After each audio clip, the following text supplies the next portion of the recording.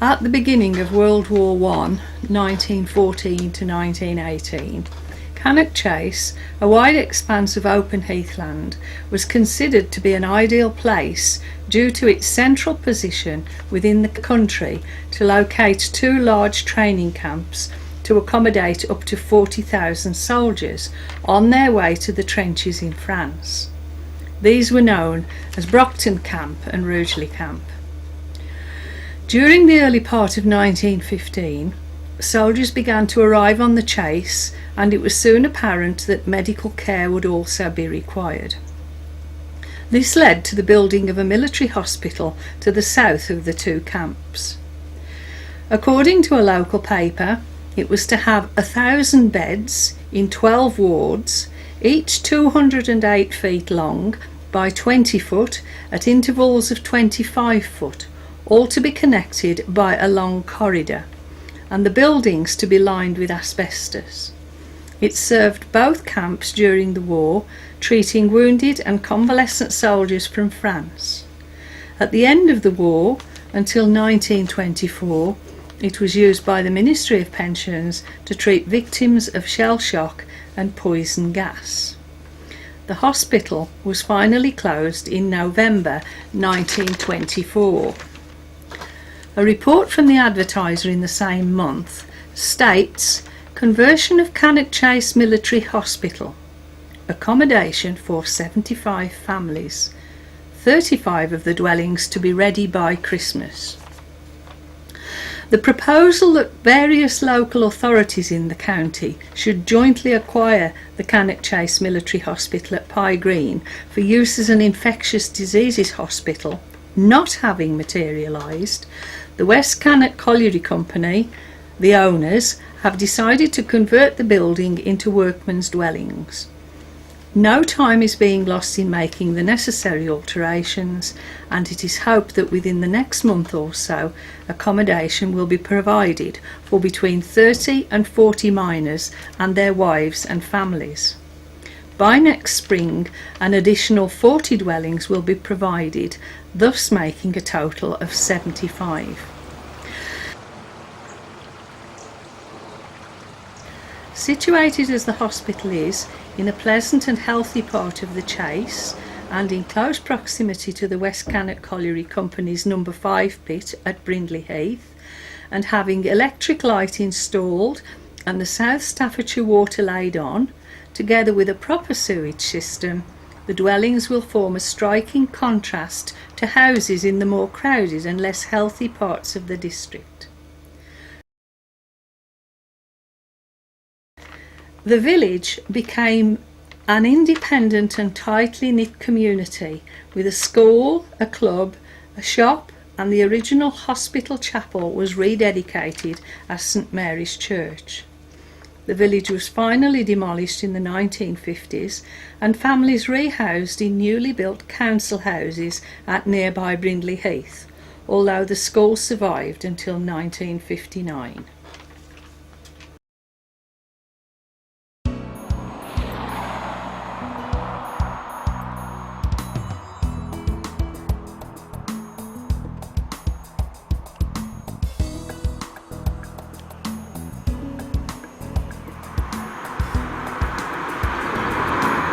The buses used to come all the way down. All the way down. Oh, right. Straight to the shop, Oh, turn right. round there. It was right for you. But when the RAF camp was built, there were then many RAF personnel catching the buses Yes. that they came straight by, Oh, I see.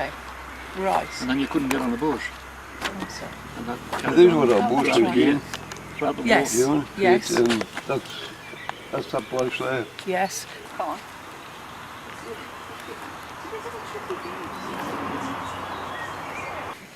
This is the start here. This is the start of the hospital and Brindley Village. There. And that's the Fields Drive. Yep, see Right. this road going left here. Yes. Yes. Right.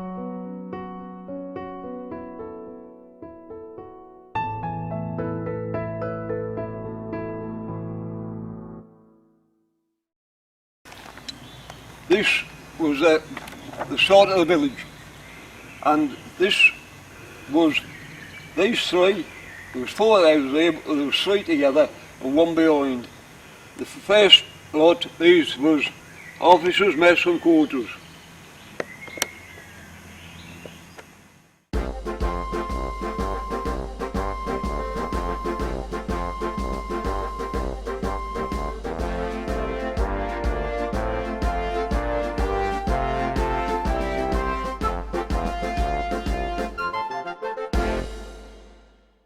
These first 3 houses finished in about this area. This was about where Watkins's came out.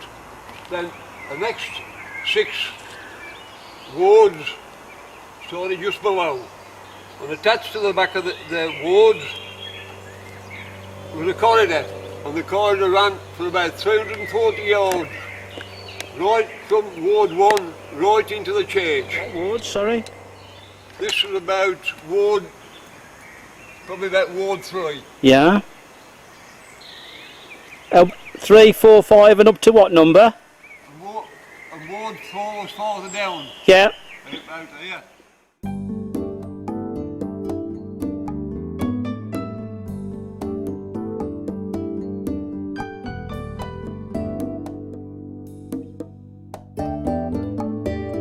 Now, over this side, there was 3 soakaway pits. And each soakaway pit was 6 foot deep, 6 foot wide, about 15 foot deep, and 6 foot apart. On this side, that was for rainwater, off the huts, bath water and foul water.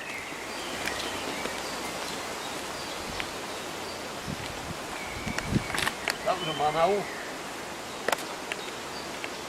It used to take all the drains for the toilets. The houses the ward was on. This was number? It's probably was about number 6. Number 6 ward. Number 6 ward.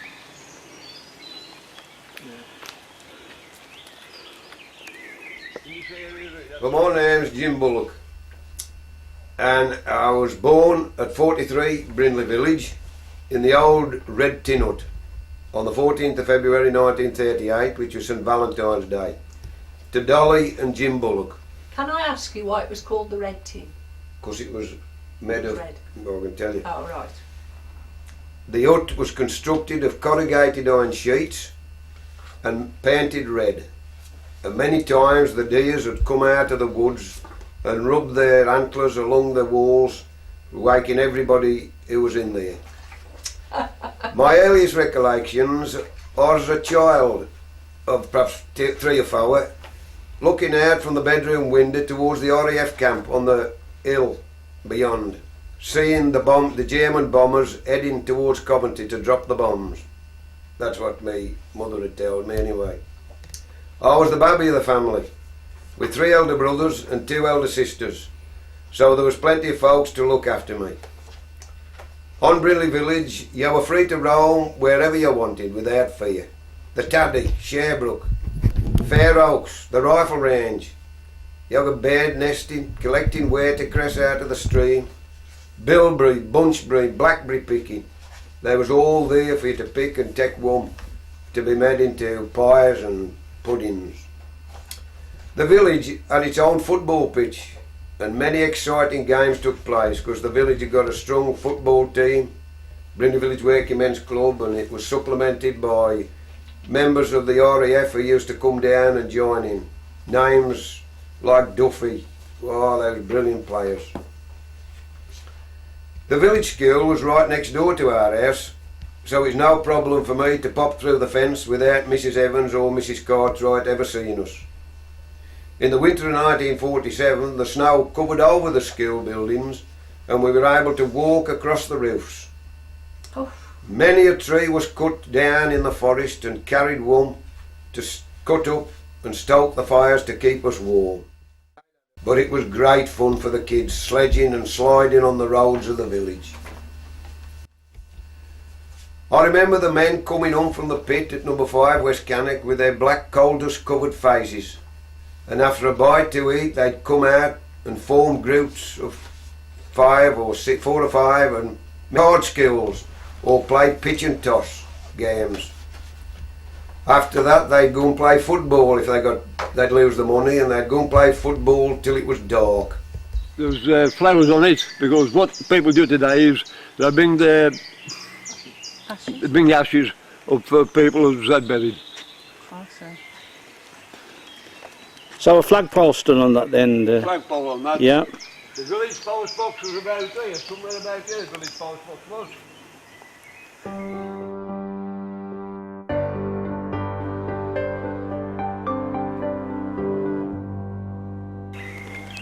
The poles were up when we were kids.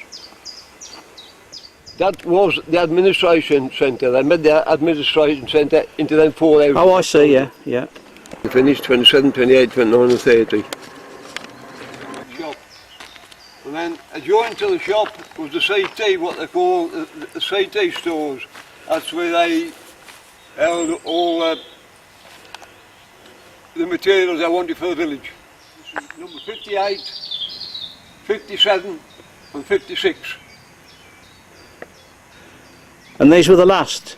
These are the 3 highest, 58. 58 was the highest number on the village.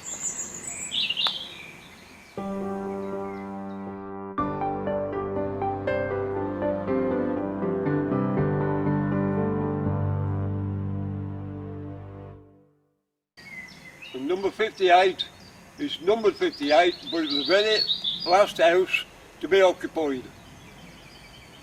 58 was. In 1943 there used to be a bombing range over by the German cemetery in the second lodge. And the Sterling bombers used to be manned by Australian pilots.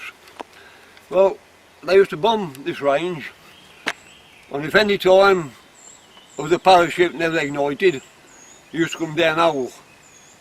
So we used to go and get the parachute and the magnesium. Our mums used to make shirts, tablecloths. On the magnesium we used to bring back, on the air raid shoulder was just back of them trees, so we used to chuck it on the fire. This night, the 10th of July,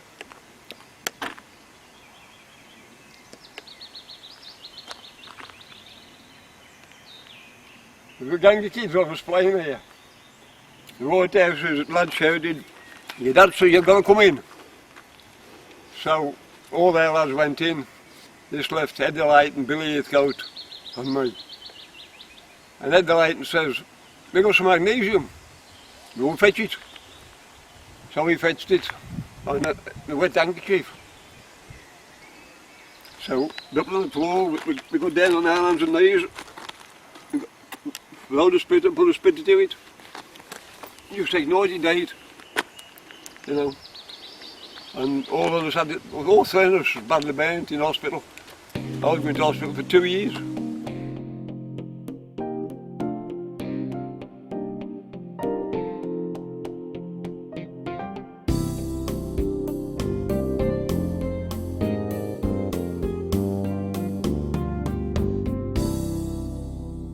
You mentioned that was nicknames. You said everybody had a nickname. Yeah. And Dido was mentioned in the poem. Dido, Tucker, Smatter, Biff, Jonker, Leggy, Smatter. Majority have got nicknames. Never used to bother with Christian names. Yeah, well, that was quite a common thing then, wasn't it? But what attracted most people is despite the fact that a lot of people would have thought it was a wild and sort of not very hospitable place to live, everybody loved it up there. Well, you see these programs on television now, Bear Grylls and that. We was the forerunners for that. We lived up the chase when we was kids. And we used to go down Sherbrooke Valley during the 6 weeks break from school, and we used to survive off living off the chase. Mm-hmm. We used to take bread with us, like, and one or two basics, but the majority of stuff, the bilberries and bunchberries and things like that, village eggs. Yeah. Like I say, we surviving far before Bear Grylls anyway. You were born up there? Yes, yeah, 1938. And I was born in the operating theatre, believe it or not. How we come to be in the operating theatre, that my mother and dad and a couple of children then was in a small building, and the operating theatre was one 3 times bigger, and it come vacant. So my father went off to work, and unknown to my father, my mother and a couple of helpers moved in lock, stock and barrel. So when he come back from work, he went to the house where he left in the morning. Lo and behold, my mother had gone. She'd moved into the operating theatre, which had got about 6 or 7 bedrooms. He wasn't too pleased about that, but it was a massive place. As a matter of fact, they used to have a big long passage with the bedrooms off, or the preparation rooms for the patients going in for an operation. It was a big long passage, and we used to play 5-a-side football in it. That's how long it was. 51, 52 and 50, you said. And this tree was in whose garden? 52, 51 and 50. Hodgett's garden. This tree was in Hodgett's garden. Oh, yes. Over here, there's more tennis courts over here. There's 3 or 4 tennis courts over here.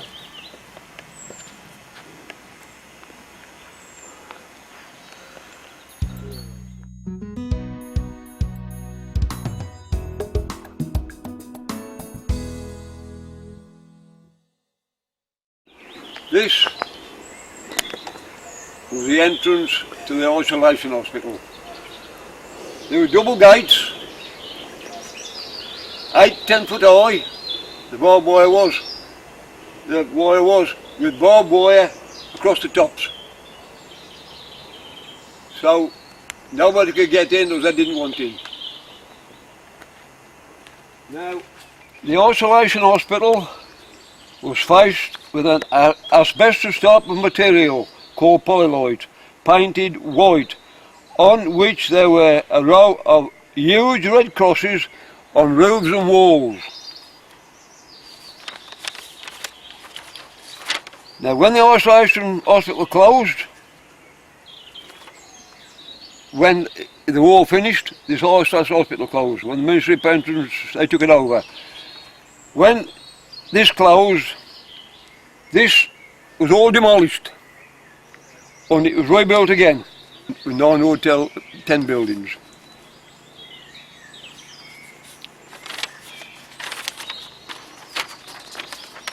This is where this is number 4.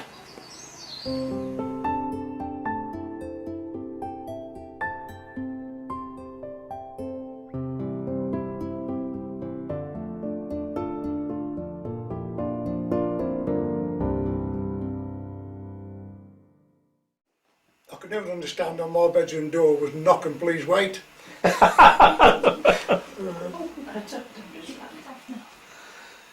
Marvellous. Like I say, we were very, very poor. Everybody up there, especially in the early 40s, very, very poor.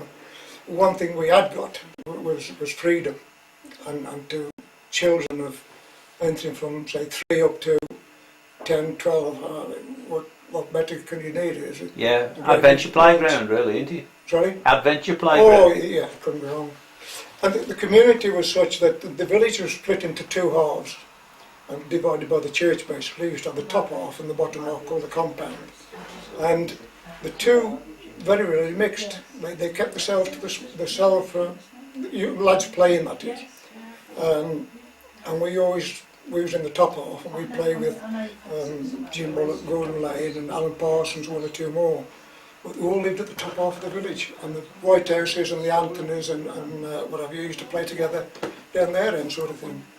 And we all used to meet up in the church, which was the central point of the village. And that was on Sunday afternoon. Sunday school was a must. You've got to go to church. And, I think it was to give Mum and Dad a rest actually. But And all the men worked at 5s, or what would be? the majority, I think it was a condition that you've got to work at the colliery before you've been taught, because I think the actual village come under the West Cannock colliery at the time, yeah. I'm saying my father was the caretaker, my father, he went off to war in 1917, like quite a few, and he got wounded on the Somme. And he got wounded, he was lying out in no man's land for 3 days. And by the time he was brought in, and he went for some treatment, but unfortunately they couldn't save his leg, so he had his leg amputated, like a good many the soldiers. Then it didn't stop him providing a living for 7 of them, our family anyway. He got a job at West Calais 2s, or Caggies they used to call it down Heath, and he used to work on top of the cage examining the shaft before shift and after shift. And then he moved from Greenheath, where he lived, up to Brindley Village, and got the job as caretaker, which involved all the repairs, plumbing, electrics, anything basically. One of his jobs was the unofficial undertaker, and he got a building when it come vacant, and he put all his work material in there, and he got these 3 oak boards and nailed them together, like about the big size of a door, and he used to keep it in his shed, as he called it, which was about 60 yards from where we lived, from the house.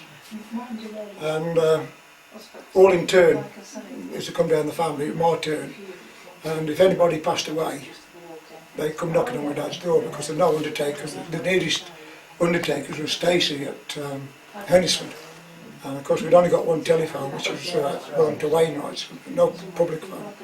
The nearest public phone was up Pye Green. So if anybody unfortunately passed away, they'd come knocking on my dad's door to go and lay him out. And my father would knock my bedroom and he'd say, "Go and fetch the board and meet me at so-and-so's house." Now, it's always about 2 or 3 o'clock in the morning, and it was pitch black because there was no street lights on the village and everything was in pitch black dark.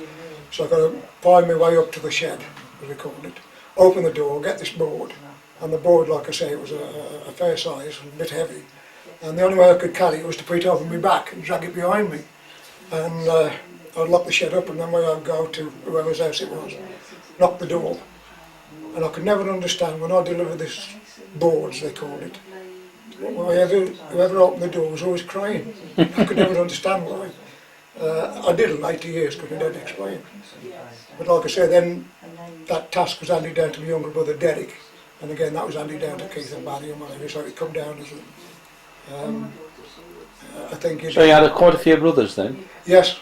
Yeah, I had 7 brothers and one sister, and like I say, we all lived hand-me-downs. When my older brother got too big for his shoes, excuse the pun, and they was handed down to me, and stuff them with cardboard, and away we'd go. We're very lean on details about the shop. Mrs. Cox. Was it Mrs. Cox ran the shop? Or just a general store, was it? It was, yeah. Very basic, and she worked on her own, just one room, and she got a son called Don, and he got quite a reputation as a grass track rider, as they called him then. Used to go around racing around grass circuits, and he was quite good. But yeah, we'd only got the one shop. Most of the shopping was down either George Mathan's or Gethin's down Hennisford.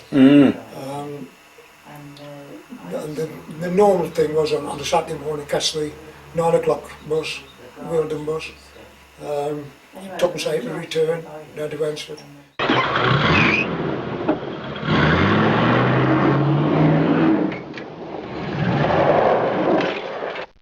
Wealdon's green bus.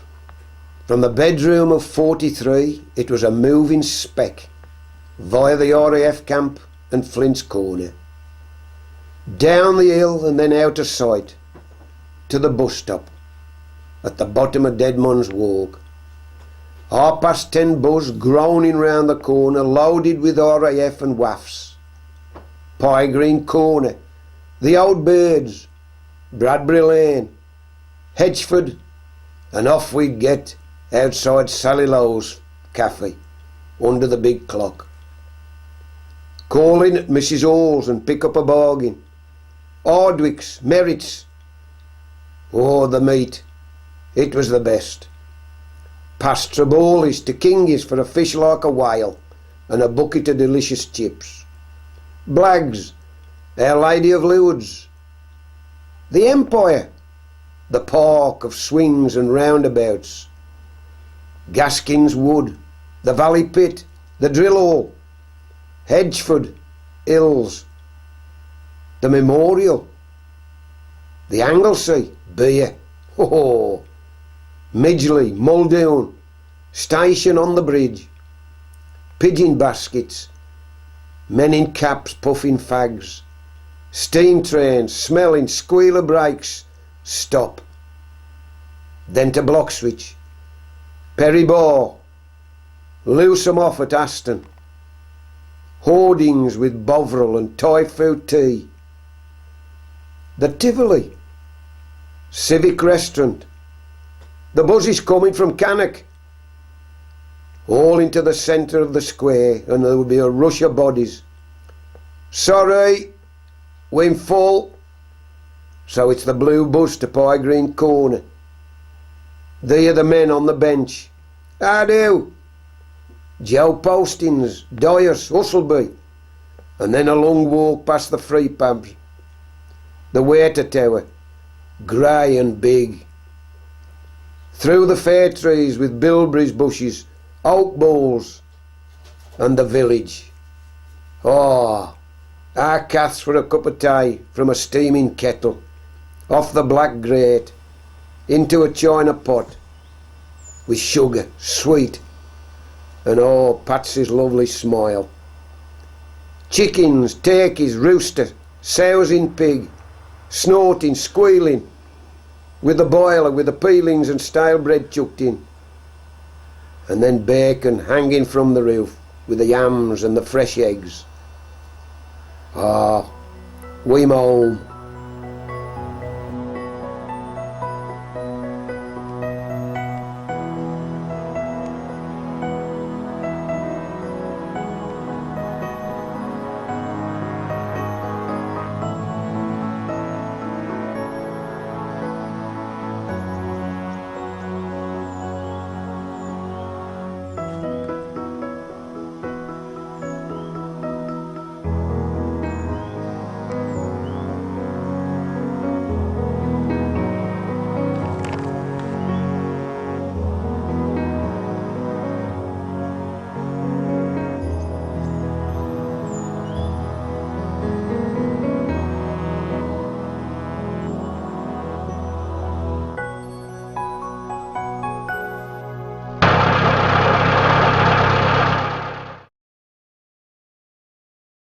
The bus used to go into the camp, into the village, didn't it? Yes. Yeah. Well, at the top of the village actually. Yeah. Where the T-junction is, as you come from Pie Green down to Marquis Drive. Where Dick started the video, was it? That, yes. Yeah. That's it, the entrance to the village. Yeah. Another thing we used to do during the holidays is when we was playing down the woods, quite a few of the trees you see now are very mature. Like I say, when we was up there, they were young saplings basically, and they was about 15, 20 foot high, but very supple. And what we used to do was a dare, if you like. We shim up these trees and get to the top, over that 4 or 5 foot from the top, and start Making jumping bend, forward and then jumping off one tree to the next, and seeing how far you could go round. No health and safety regulations in them days. So, it does no harm. I mean, nowadays you're not allowed to play conkers and all these silly rules, but we learned by knocks and scrapes basically. Yes, well, that would appeal, apply to a lot of our generation. But so, how long did you stay up there for then? 16 when I left. Oh. 6 years of age. There was no nursery as such. You started school at 5. Yeah. You went into Miss Cartwright's class. Yeah. Which is you're looking up the village. That was the one on the left-hand side of the play area. And Mrs Evans was the senior teacher, and she was on the left-hand side. She was the schoolmistress, the headmistress. Sorry. And then you do from 5 till 9 with Miss Cartwright, and then you'd move over then to the other classroom, which is Miss Evans. You do from 9 till 11. After 11 you took your exams. If you passed, you went to the grammar school, if you was a boy, or the Friday. But the majority of us finished at the secondary modern school at Huntington. Oh yeah. There's a school bus laid on. I've got a picture of that somewhere. Wheeled and bus. Mm. Frankie the driver. It used to be single decker. And I was very fortunate. I could see coming down from the RAF camp down the hill, and by the time it started to come down the hill, I know I got time then to leave the house and walk up to the bus stop. So then you moved into Hensford after then, did you? No, well we did. It was 1953 when they decided to demolish the village, and they built a purpose-built community called Brindley, and that was the first time I'd ever gone upstairs to bed when we moved there, because of course, yeah. To the bungalows we lived in. It was where Mableys lived. Graham Mabley, Margie Mabley, Mr and Mrs Mabley. And Valerie. Eh? And Valerie. Valerie. Yeah. And that tree, as you came out of their door, their house, that was right just in front on you, where the garden went up. Now, when probably Graham was probably about 15 or 16, he called his name on that tree. They planted themselves. Now, Graham worked at West Cannock Fives. He went in for his manager's papers, he got his manager's papers. He went to work on the 31st of December 1952. When you work on the face, sometimes you can be a catcher. So it means to say is if anybody's away off that face, then you'll go in his tent. And it was either Graham or Jimmy Denny who went in on this tent. So they put Graham on the tent. The police come out the top and killed Graham. How old was he? He was 20 or 21. 20 or 21. He was a year under me, about a year under me. I'm 79. Graham would be about 78, could be 79. No. In this area, and Peter Hughes' ashes is over in the area where he used to live over there, number 12. Can we see the name carved in the tree, or has it No, gone? it's just gone, that It's house. gone. No. The greatest friend I ever had, he was. Oh. He was really, the whole family they were absolutely golden to me. Yeah. And he was the greatest friend I I'll ever tell, had. you, I'll tell you another little story. We went playing football when we was kids one afternoon. We've been playing there about 3 hours, and we always used to, when we finished playing, we used to go across to Denny's in number 39 for a drink of water. Well, I had the first half pint of water, and Graham had the second, I had the third, he had the fourth. So I had me 11 half pints of water, and he had 12. I mean, in kids you don't know how dangerous it was, No. but I went home, and as I was walking home, it was shaking my belly. I was that bad. Oh dear. That's how daft it was.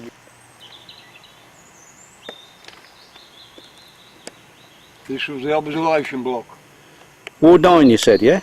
It was the number 9 house. It was the observation block. Okay. And what does that say? Anthony's, Mr. and Mrs. Anthony lived there. He put that up about 4 times, lads, and then broke it down each time.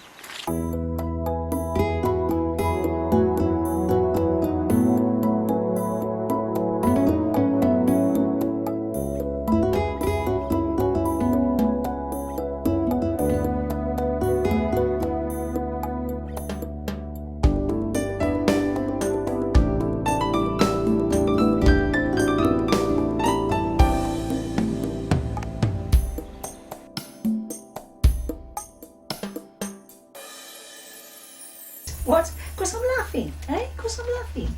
Because I'm laughing. And they happy country. We were happy. Well, the Wealdon's bushes, the green bushes that used to run from Rudesley, Yeah. he never used to call us Brindley Village. He always used to call us Happy Valley. All We right. used to ring the bell, the conductor used to, Happy Valley, I've always remembered that. Yes. Yeah, Happy Valley. And that comes across with everybody we've spoken to. Yeah, They all have got happy memories, very happy memories. particularly the ones that were children Yeah. that lived Well, there as when children. we was kids, all right, perhaps you'd get a couple that had got cars on the village, but it was only odd one or two. So the main road, it was never ever busy, only with the baker or the milkman used to come. And if they used to come, of course, I mean, they never used to take a lot of road, you know. Us kids, we had a lovely life, playing in the woods and playing in the road. You could go anywhere. And nobody would harm you, nobody would touch you at all. It was quite safe then, you know, to go out and play. Yeah. And some of the things as we did play, I mean, some of the kids today would say, well, how do you play that? What's that? We used to go and play tin can nerky, dicky dicky shine the light. And half the time, winter months, you'd find the kids, and they'd have it like a tin. It could be an Oster milk tin or whatever, and they used to put a wire handle on it and fill it full of fire off the fire, and then they used to run out and then Yes, Wingham Round. Yeah. Yes. Presumably you went to school there. I started school there.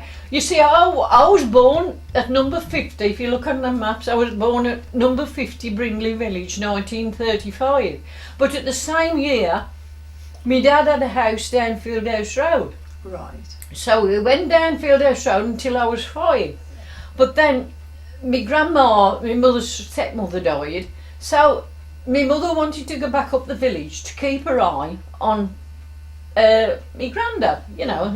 So we went back in the same house as I was born in. Right. So my dad's name is down twice on that number 50 Brindley Village. Right. But yeah, I was born there, and then I went to school. I started school when I was 5. I started school straight away at the infant school, and there was 2 huts, two main huts, and one Miss Cartwright was for first 3 years, and then after the next we went just across the playground to the other hut and stopped there till we was 11. Right. But from then, because we didn't come under Cannock Council then, No. we came under Lichfield.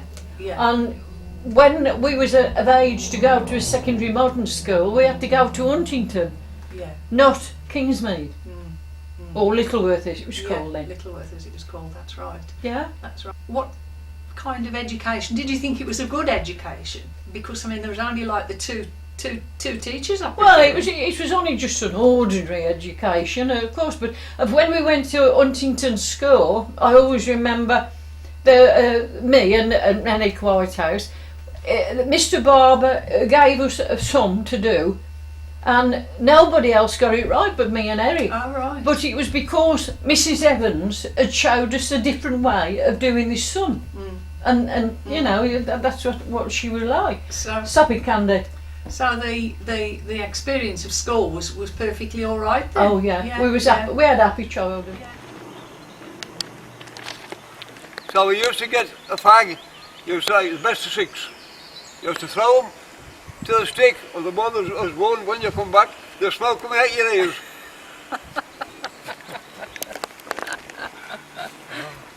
We went one day, and there was 10 bob on the floor. Everybody went for it.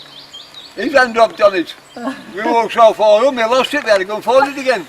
That was the Yanks, that was. The Yanks, Down in the big wood. Sherbrooke Valley. Sherbrooke Valley. Takes me down there, the Yanks, there was whites on the right of the path, and there was blacks on the left, in tents. Oh. Oh, they never hit it off them bad, no. And they used to go gambling, and they'd be sitting in the wood there with about 5 or 6 playing cards, and the amount of money they got was unbelievable. Oh, it was We was watching them one day, and they was playing pontoon, I always remember it, and the one walked away for a minute, and anyway, he says, what have I got? And he says, it's a 5, I think it was, and he says, 10 bob. It's like that, as if it was nothing. 10 bob then. People wasn't earning 10 bob, the young people, you know. Yeah. It was unbelievable the amount of money they'd got. And it was strange how they were segregated even then, wasn't it? That's right, yeah. Or they were segregated. Yeah. The blacks and whites were. Yeah. Or they had to be. So this was number 34, you said? Number 33, 33, this is operating theatre. theatre. And then the X-ray unit was next to it. And number 33 was the house of Harry Grice, the caretaker.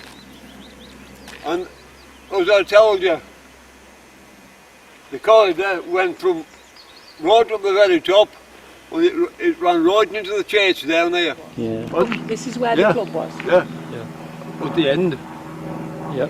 There was a dance hall, but the dance hall was knocked down and the club was still at the end, so there was a big open place once I knocked it down. Here. Number 4. Back room number 4 this used to be. And then it was number 42 when it was at the village house. The chap that lived in here, Jim Lyons, played for Derby County. Yeah. He was transferred from Enfield, wasn't he? It was £1,000 at the time. He was a great player, fantastic. And £1,000 at that particular time, you know, was a tremendous amount of money.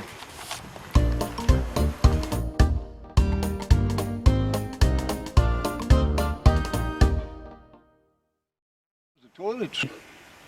Okay. The 28th of December 1925, 2 huts leased from West Cannacolry at £30 per annum. And the teachers were Miss K. Jones, placed in charge of school at £249 per annum, and Miss K. M. Roy, support teacher at £80 per annum. The 30th of June 1936, all the pupils to be removed to Huntington School. The school closed in July 1959. Fire away. 1947 was the worst winter I can ever remember.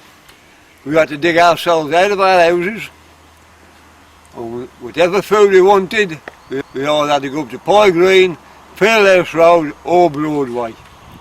It was that bad. He used to work on the cold milk round, and at 9 o'clock at night, me and my dad was answered Cannock after him. He hadn't come in, but when we got back about 11 o'clock, he was in bed. He'd come up the bottom road with all 4 George Mobley, hadn't you? I had, yes. It was that bad.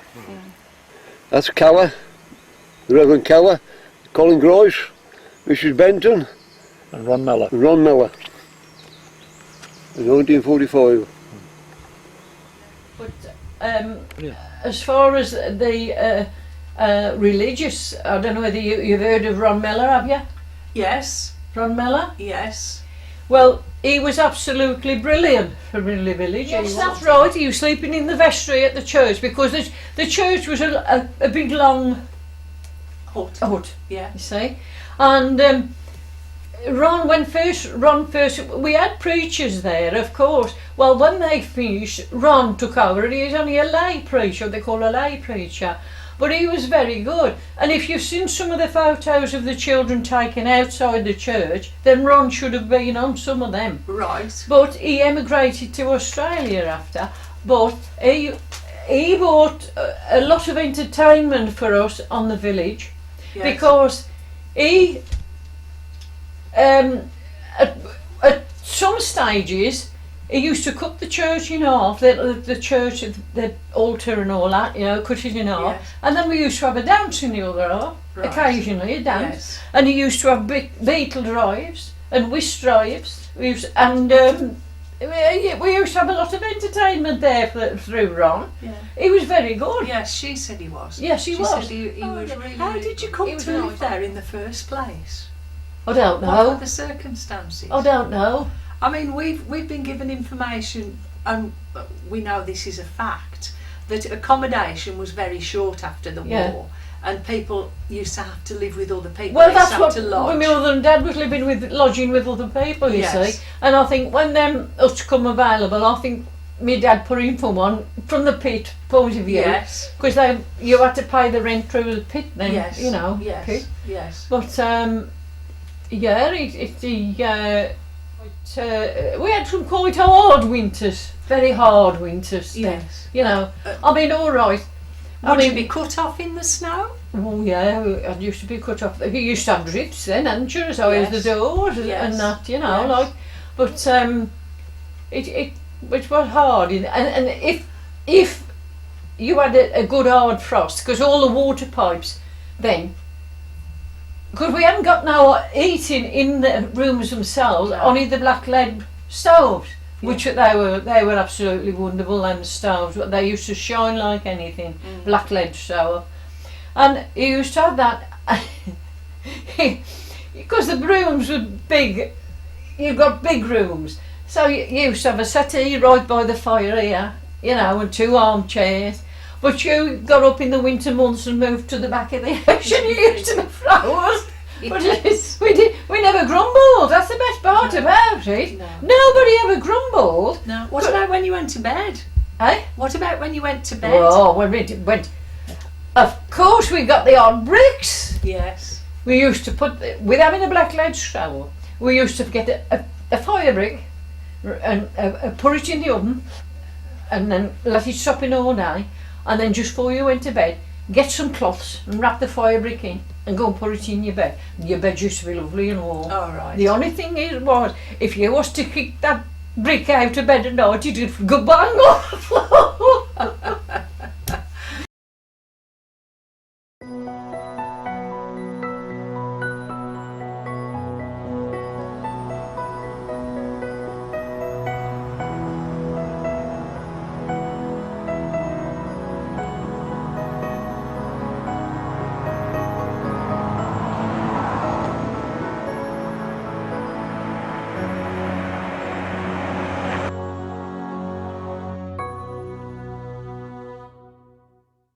Now, there used to be a shop on Brindley Village called Mrs. Doodie's, All right. and that was the local shop. This the one you after the photograph of? Of the shop? Yes. Yeah. But you see there again, Mrs. Doodie had a shop built on Brindley Heath Road, and she was moved from Brindley Village down to the shop. So we had Doodie's shop for a long, long time. Yeah. Because then didn't I mention a Mrs. Cox? Yeah, because they moved, you see, they took over. I mean, Mrs. Doodie was an old lady when I was a little girl, you know. I mean, she could only, but the shop, I mean, as I remember it, and I don't know why that shop, but it had got 3 steps to it. It was sort of a proper old-fashioned tuck shop, if you like, with a window and 3 steps to it. Because I find it very difficult, because obviously Brindley Village was built originally as the hospital. That's right. To take on board the soldiers coming back. Because my dad obviously was a war Yes. absentee. So I mean, where he got blown up in Falaise Gap in northern France All right. on D-Day Yes. and lost both his legs. Oh dear. So where exactly did you live in Marquis Drive then? Number 35. If you know the V piece Yes. where the Yes. where the 2 go down, you Yes. go down to the pool, don't you? Yeah. And then used to go what was the Camp Road, Yeah. and our house was just down the driveway, All right opposite the apex of that Yes. thing, and you walked down a driveway. Now we had a shop also on Marquis Drive, Yeah. and that was Newton's shop, All right. and that was a little store. Because there weren't there some Italian prisoner of war Yes, people Yes. house there? not how they initially. I mean, when I was first born. I mean, I was born in Ivy House in Cannock. When we were first given a house, if you like, or not given a house, because what happened was, the idea was they reckon 90% what's name is the law, and what people used to do coming back, they used to go and take the handle Yeah. of the door and come back. My dad got a handle of the door and gave it to my mum and said, "That's your house." And that's what happened. And that one was in the dip opposite Brindley Village School. Right. There was a prisoner of war camp there with Italian people in. But you said you never actually lived in Brindley Village? I never actually No. lived in Brindley Yeah. Village. I lived in Marquis Drive. But we all, from all of the 3 camps, we all went to Brindley Village School because that was the only school there was. Infant school, obviously. I mean, up until then, after that, like you say, everybody sort of went their own separate ways because some people moved up to Rayleigh Close, and one would assume they may have been the people that went to Huntington. So we're talking late 50s here or early 60s, yeah? Late 50s, Yeah. late 50s, early 60s. But there were 2 teachers there, I can remember. One was Miss Hale and the other one was Mrs. Haley. No, there was One was the first year sort of teacher, and the other one, I mean, Mrs. Hale was a nasty piece of work, if you like. Oh, she was ever so strict. She really was. Really was. Now, Mrs. Haley, as I call it, was a proper mothery sort of teacher. Yes. You know, very well for the first year sort of pupils, quite large. But yeah, I mean, I lived up there when the camp was still a flying station. You know, I mean, we used to house some of the airmen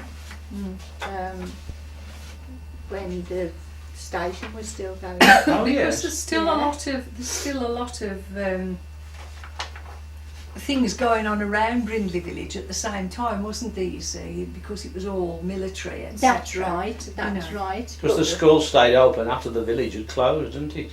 Well, that's what I'm saying. Yeah. We actually were moved out of Marquis Drive, Brindley Village and the White House, and we were physically put on buses from Brindley Heath Road and taken to school, and the school stayed open until such times as every pupil had left, that they'd become the age of 11, Oh, I see, yes. and then they closed the school. That's why the school stayed open, was to house the children up until they were 11. 11. Yeah. Well, as I say, my mum was the district midwife for that area. She looked after Brindley Village, the White House, and Marquis Drive. And I mean, as I say, I've seen so many babies born, it's unbelievable, even from a small age, because she used to say, you can, you know, it's not going to hurt you. You come along with me. And I used to carry a bag, I can remember carrying her bag, you know.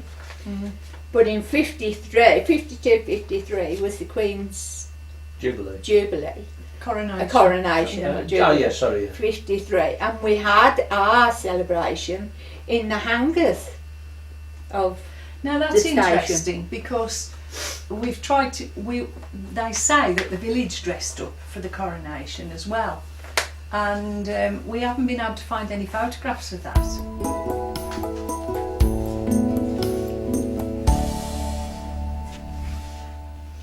as the Demolition hut, Right. and it was just rows of luas, and my dad knocked them all out and left one on the end Yeah. for us to use as a loo, Yeah. and then he partitioned it off to make a Is that on? It's been on for a while. Yes. What I was interested in as well, do you know, all the huts were joined by a long corridor. Did they get rid of that long corridor when they turned the huts into houses? Yes, They did. they were separated up. Mm. The houses were actually separated. Right. They partitioned, Yes. they took the middle bit out, if you like, Yes. because when you went into the house, there was a corridor. Yes. The front door was there, the back door was there, and sort of that first room would have been the living room, which had the black leaded grating. Mm. The one behind you was the kitchen, and then that corridor went down the hut, Mm. and they were sort of partitioned off as bedrooms. Mm. And then of course the end came, and then the hut the next up followed on, Oh, awesome. and that's how Yes. it went. Because I thought that would have been quite a nuisance if all people had been living and there'd been children running up and down the long corridor all No, the no, time. no. No. No, they did actually. Well, I'm saying they. I mean, it was the family themselves that decided what they were going to do with the houses, and how. I mean, like Newton's made their house into a shop. Yeah. You know, I mean, it makes you wonder sometimes. You know, where they got the inspiration from Yes. to actually turn it into a shop, and why Yeah. people, you know, sort of did that. What about shopping?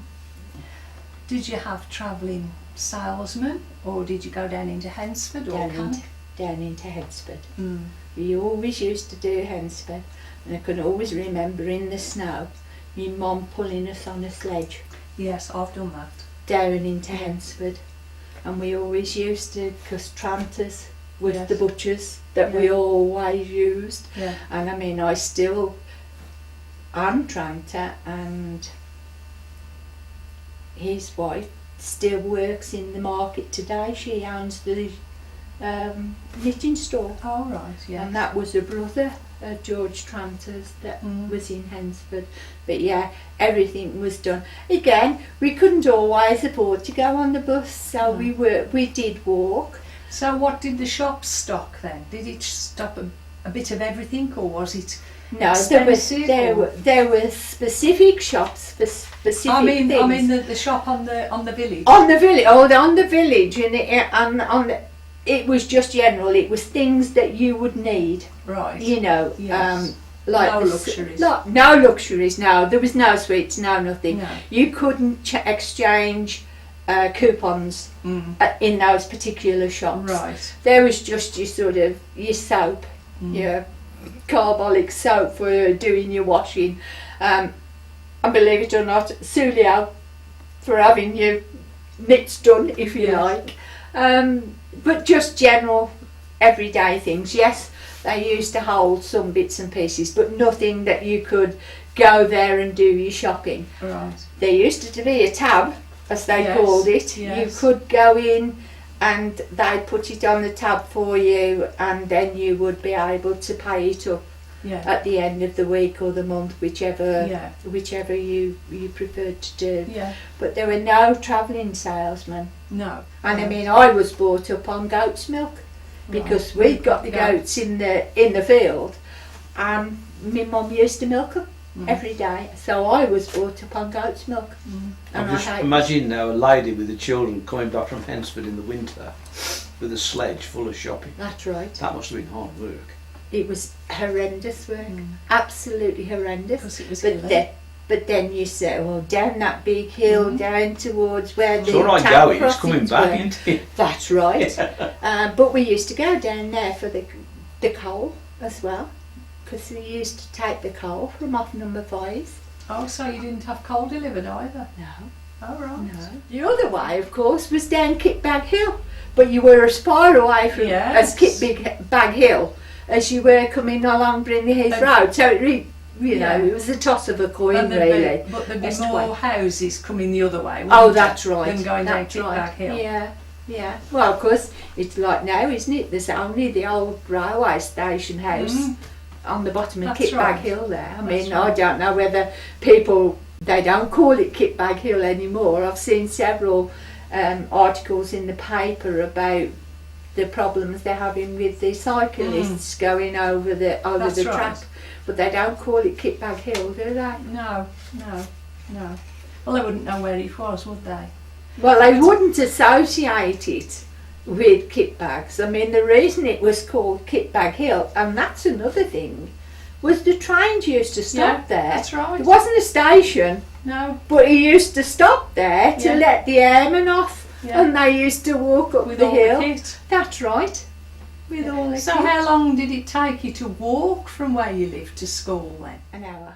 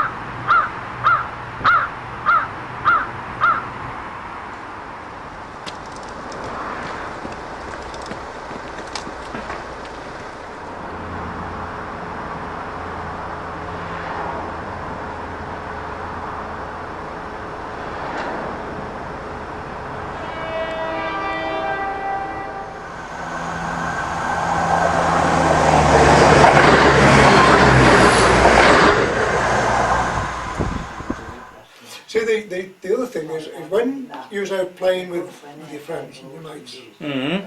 whoever you was playing with, you went to the nearest house, and that was where you was fed. Oh yeah. So if they was playing around by where I lived, we'd then automatically get to my house, and then my mother would feed everybody. Yes. Or whoever we was playing with. So the community was very, very close. Yeah. Never a door locked. Nobody ever locked a front door or a back door. It was just something that was never done.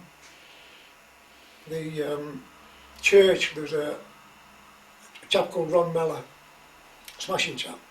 He lived at Mount Street, and he moved into lodgings at Bradbury's on the village. And he was a lay reader, and he was trying to convert us while hooligans to a civilised sort of life. And he decided to start a youth club up. He was a chap called Frank Burgess. Frank Burgess was about late 60s, I thought.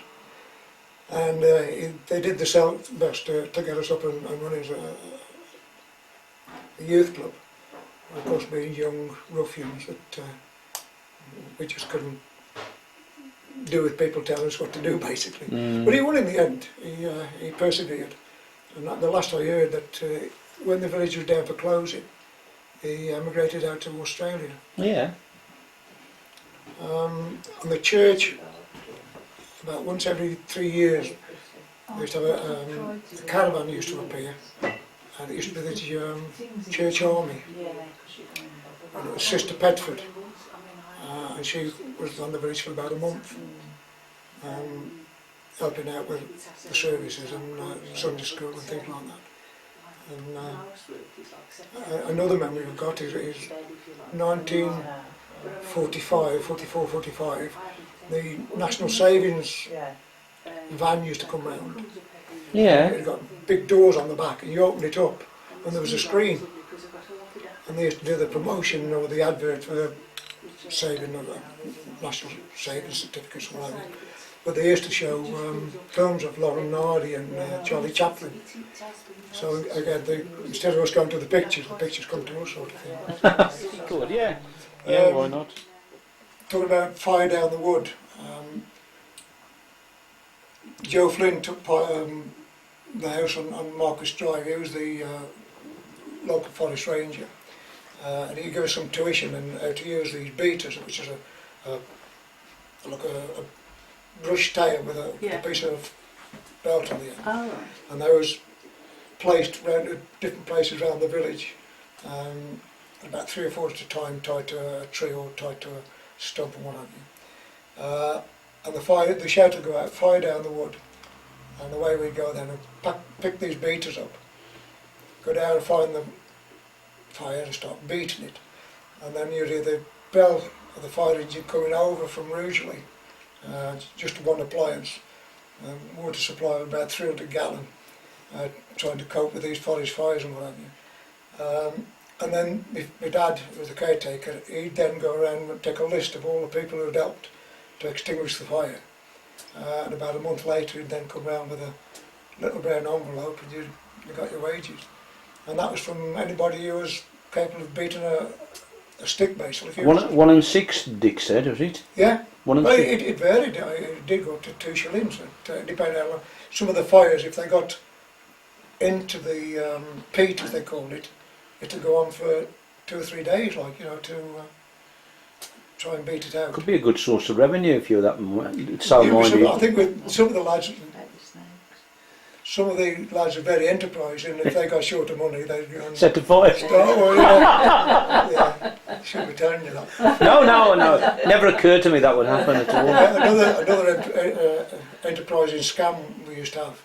If you wanted a bottle of pop, you'd come from the village club, and they always paid a threepence deposit on your bottle, and they put a little stamp, stamp on the bottle. When it was empty, you go back to the club, knock the door, and Mr. Lloyd, who was the barman, you'd hand your bottle over and he'd give you 3 pence. At the end of the week, he used to put these bottles out, waiting for the trainmen to collect them. But we was a bit sharp in that. We'd take 2 or 3 out, And a couple of days later we'd go round the back of the pub, knock the door and give his bottles back again. Now another £3. Very enterprising actually. I think we had to be actually. We know the lady who kept the shop. Yes. We know her now. Mrs. Cox. Mrs. Cox, Yeah. yes. We would love I don't know if anybody's got a photograph of the shop, but there must be loads of stories about the shop. My knowledge of Mr. Croxy, he was the real Victorian, the picture of a Victorian woman, very robust, always got the black pinner, always got the two plaits. Yes, underneath. earphones, yeah. And she was very thrifty. We used to have these Avery scales on the counter, and you used to have a magic thumb. And when she was weighing things, you could see her thumb on the scales going down like that. So we'd wait for it to turn around and we'd take a couple of apples. Compensation.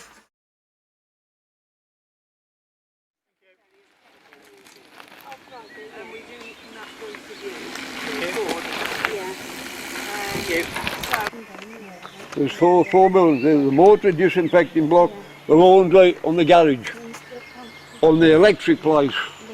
Now, don't go away because there's something I want to point out to you. You've been on this, please. Okay. I think it was 1949. The lights went off 57 times in 7 nights. On the other night, they went off for 13 hours. And Eddie Keithcote used to have to put them back on if it had a gross day. And the electric place was here. Our electric place was here. And they used to walk from the club and put them down there.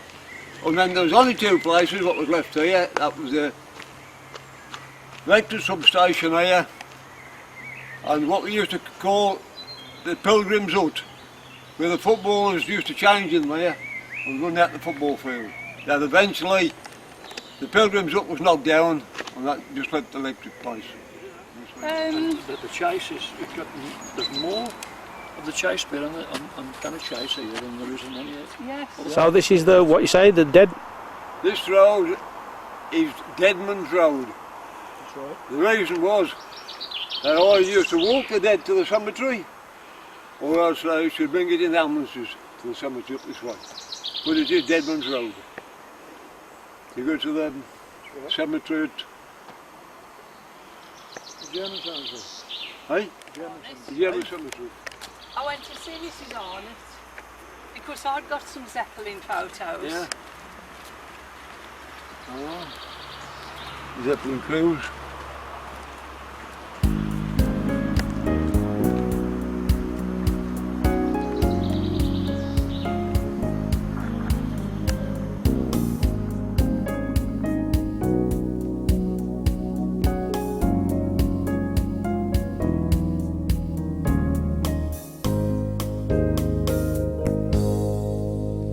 Memories of Brindley Village. Brindley Village, fair lady of the chase. Many years have passed since last you showed your face. Nestled in the woodland like a bird who had built its nest, sparkling like a jewel on fair lady's breast. Where children grew up without fear when over Cannock Chase they'd roam, and then, when tired of walking, turn round and head for home. Sherbrooke Valley and Fair Oaks, or maybe Kitbag Hill, Deadman's Walk or the Taddy, we never had our fill. Birches Valley, Marquis Drive, or maybe Duffel's End, across the new road to Pye Green, or our way to Takaroo we would wend, in the big pine forest or bracken, while playing yo could hide, and yo never took much notice of the time or even tide. Bilberries, bunchberries, blackberries, the names roll off your tongue. Everyone fill their baskets, old, middle-aged or young. Rhododendron, silver birch, and the majestic tall Scotch pine, purple heather, buttercups, and even twisting vine. They all grew in abundance around that village fair, where I grew from child to youth, it seems without a care. Then Brindley Village had to be demolished, and by all the pain was felt, just because someone down at Whitehall said Brindley Village was in the green belt.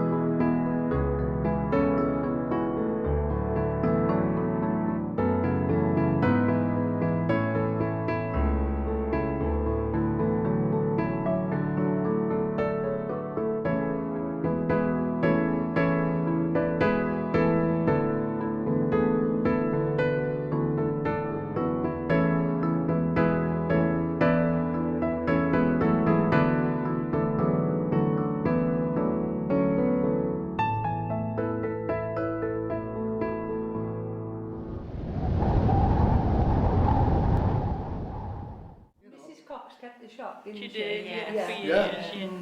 for years. And of course it was Don and Alan, the one I'm on about now, the two sons. But they used to take me to the pantomimes. They used to take a pantomime, coaches harpers. Yeah. And the coaches used to stop outside the shop because it was like a ring, Yeah. piece of ground, plenty big enough for the buses to turn round and go back. And I can always remember when Mrs. Coxon, you'd done anything for her, if it didn't give you money, she used to say, we booked to go to the pantomime, Wolverhampton.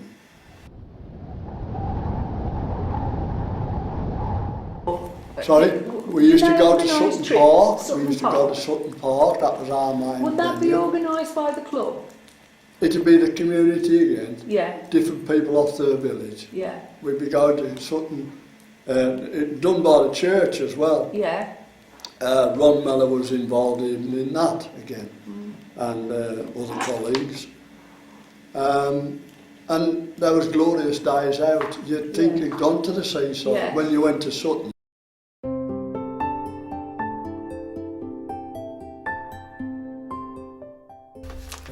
Brindley Village, the football pitch with iron goalposts. Ginger, Duffy, Oates, Logan Crowder, people who played for the village football team.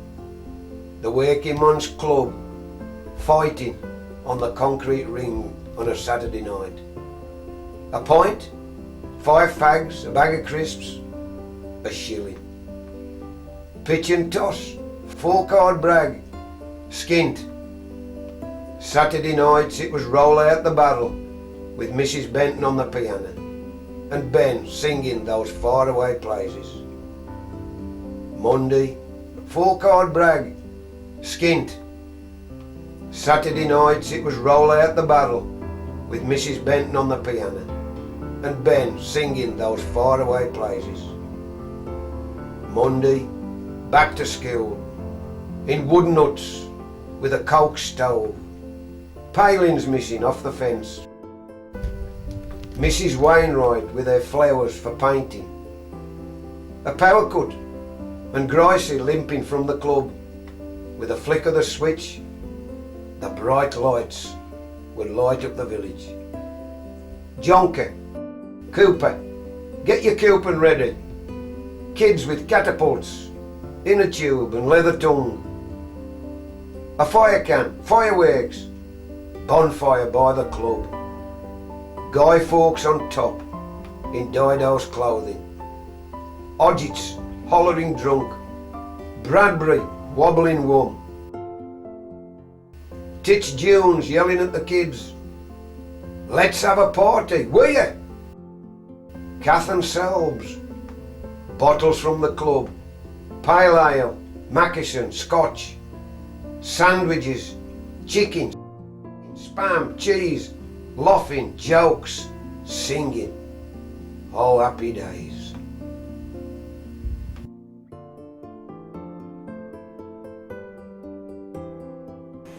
Well, I had the first half pint of water and Graham had the second, I had the third, he had the fourth. So I had me 11.5 pints of water.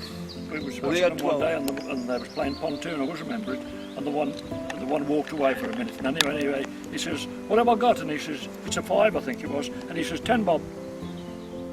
But there were two teachers there, I can remember. One was Miss Hale and the other one was Mrs. Stand on Hale. my bedroom door was knock and please wait. And